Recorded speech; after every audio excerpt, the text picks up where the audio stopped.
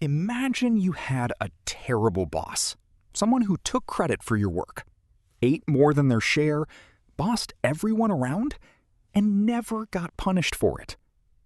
Now imagine that boss lived 300,000 years ago in your tribe of 30 people, with no HR department, no complaints box, no resignation letter. What would the tribe do? The answer is one of the most surprising things anthropologists have ever discovered, and it still happens in every office in the world today. Here is what most people assume. They think ancient tribes had one strong, powerful leader. A chief, a king, an alpha. Someone who made all the decisions. Everyone else obeyed. Simple hierarchy. Obvious structure. That is completely wrong. Anthropologists who studied dozens of hunter-gatherer societies across the world found something shocking. Ancient tribes were almost entirely equal. No permanent leader. No fixed hierarchy. No single person in charge of everything.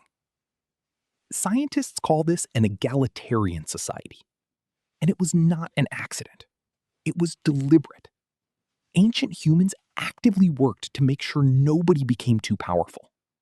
Because in a tribe of 30 people, one person with too much power was a threat to everyone's survival. Here is where it gets fascinating. Ancient tribes did not have one leader. They had many. And the leader changed depending on what the tribe needed. The best hunter led the hunt.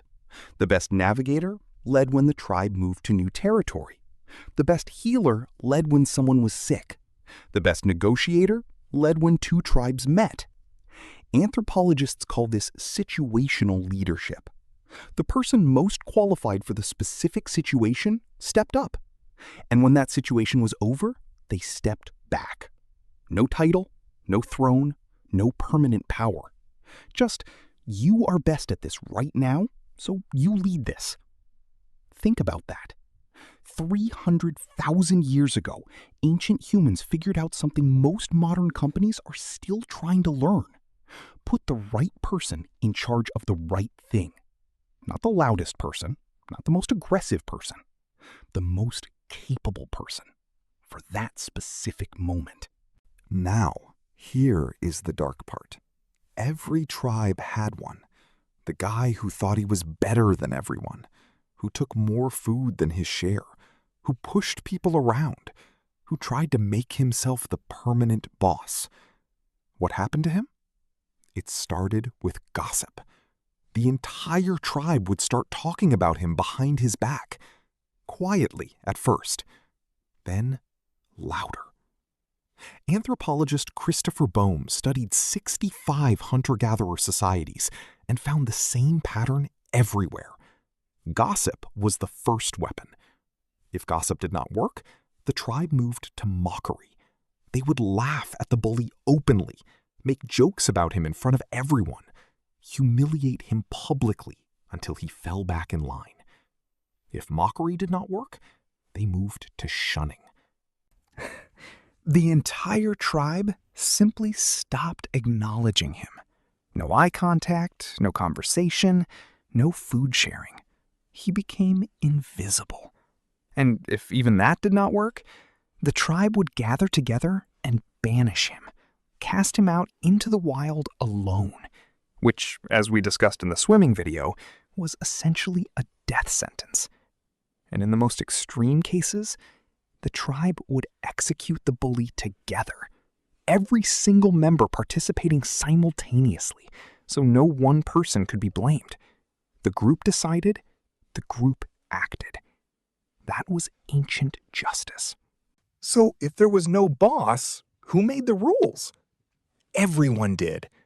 Ancient tribes had a set of unwritten rules that every member understood completely. No one owns more than anyone else. Food is shared equally after every hunt. No one makes decisions alone that affect the whole tribe. Anyone who becomes too powerful gets brought back down.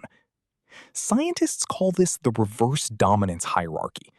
Instead of the strongest person dominating everyone else, everyone dominated the strongest person. The moment someone tried to rise above the group, the entire group pushed them back down. Together. It was the most democratic system ever created. And nobody voted on it, nobody wrote it down, nobody enforced it with a police force or a court. It was just understood. Break the rules, and the tribe breaks you. Here is the part that will stay with you. Every single mechanism ancient tribes used still exists in modern society. Office gossip about the coworker who takes credit for everything? That is 300,000 years old. Publicly mocking a politician who gets too powerful? That is 300,000 years old. Canceling someone who breaks the social rules? That is 300,000 years old. The strategies are identical. The targets are different. But the human instinct to push back against anyone who takes too much power? That instinct was forged in prehistoric tribes, where one greedy person could get everyone killed.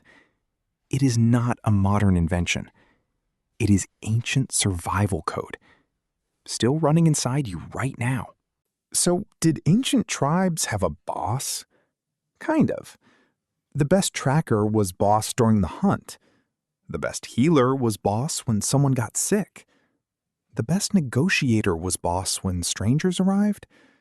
And the moment anyone tried to be boss all the time, the tribe gossiped about them, mocked them, shunned them, banished them. Or worse. The next time you see office gossip spreading about someone who thinks they are too important, just remember, your tribe has been doing that for 300,000 years. We evolved. Barely.